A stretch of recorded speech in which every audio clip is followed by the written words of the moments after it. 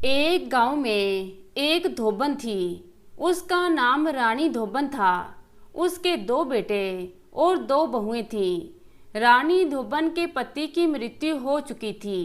रानी धोबन का नियम था कि वह हर गुरुवार और अमावस्या को कपड़े धोने नहीं जाती थी। दूसरा नियम उसका यह था कि वह घर में बहुत साफ सफाई रखती थी। उसका घर हमेशा चमकता रहता था।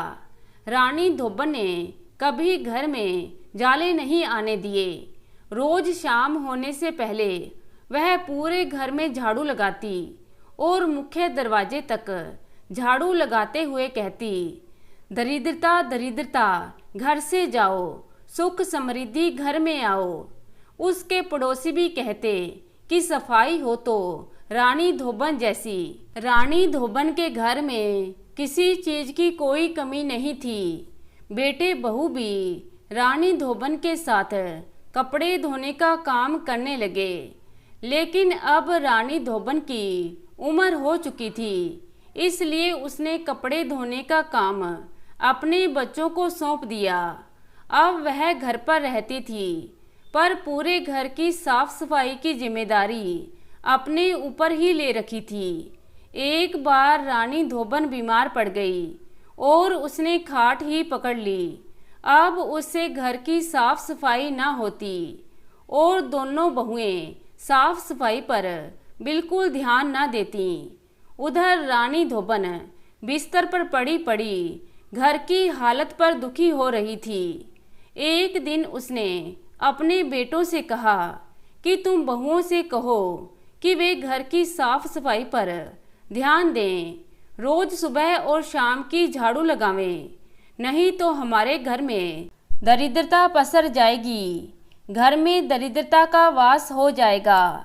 लेकिन दोनों बेटों ने एक कान से सुना और दूसरे कान से निकाल दिया।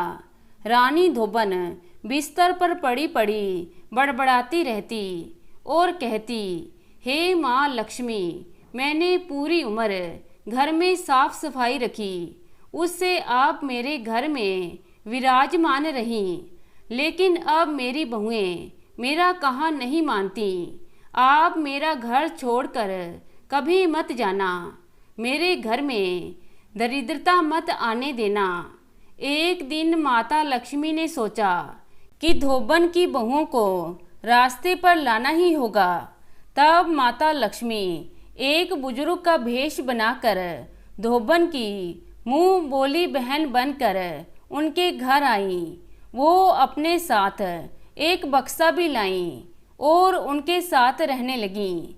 एक दिन दोनों बहुओं ने पूछा, आपके बक्से में क्या है?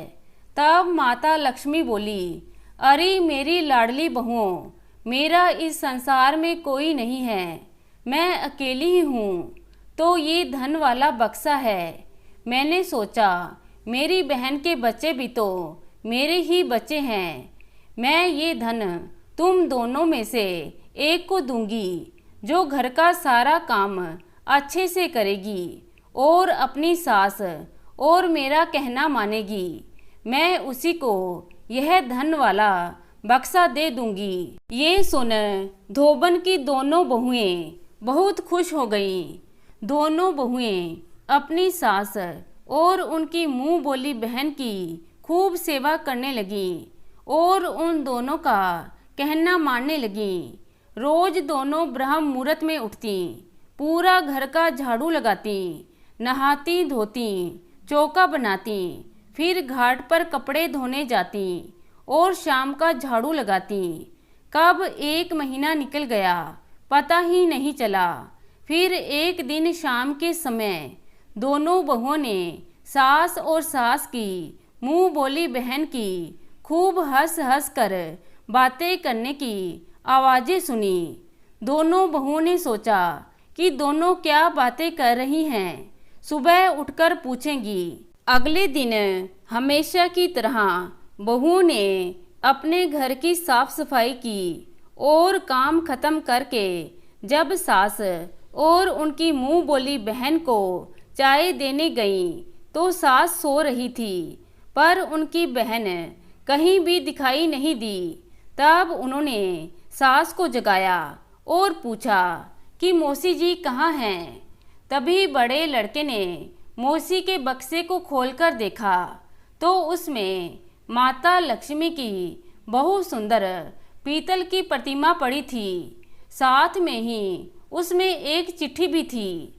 बेटे ने चिट्ठी को पढ़कर सुनाया। उसमें लिखा था कि मेरे प्यारे बच्चों, मैं तुम्हें सुधारने आई थी। तुमने अपनी माँ का कहना नहीं माना। तुम्हारी सास ने कभी घर में गंदगी नहीं रखी। उसने अपने जीवन में कभी दरिद्रता नहीं देखी। वो बिस्तर पर पड़ी पड़ी दुखी हो रही थी और बड़बड़ाती रहती थी कि मेरे घर की बहुएं घर का झाड़ू पोछा नहीं करती, शाम की झाड़ू नहीं लगाती, घर में दरिद्रता का वास हो जाएगा। और वो मुझसे कहती थी कि हे माँ लक्ष्मी, आप मेरे घर में दरिद्रता मत आने देना। इसलिए मैं धरती पर तुम्हें शिक्षा देने आई थी। जो बेटा चिट्ठी पढ़ रहा था और जो सब सुन रहे थे, सबकी आंखों में आंसू बहने लगे। उसके बाद बेटे और बहुओं ने अपनी माँ के पैर पकड़कर अपनी गलती की क्षमा मांगी। तभी माता लक्ष्मी अपने साक्षात रूप में प्रकट हुई और बोली, बहुओं, तुम यह बात अपने पल्ले से गांठ बांध लो कि मैं उसी घर में निवास करती हूँ जिस घर में साफ सफाई रहती है, जहाँ बड़ों की इज्जत होती है, बच्चों से जहाँ प्यार किया जाता है, जहाँ सभी प्रेम से और भाईचारे से रहते हैं। मैं वहीं निवास करती हूँ। बहू बेटों ने माँ लक्ष्मी के पैर पकड़कर अपनी गलती के लिए क्षमा मांगी और माता लक्ष्मी ने उन्हें ढेरों आशीर्वाद दिए और धोबन से कहा, हम आज भी बहनें हैं और मृत्यु के पश्चात तुम मेरे ही लोक में निवास करोगी। तो दोस्तों, कैसी लगी आज की कहानी? आशा करती हूँ कहानी को पसंद करेंगे। धन्यवाद।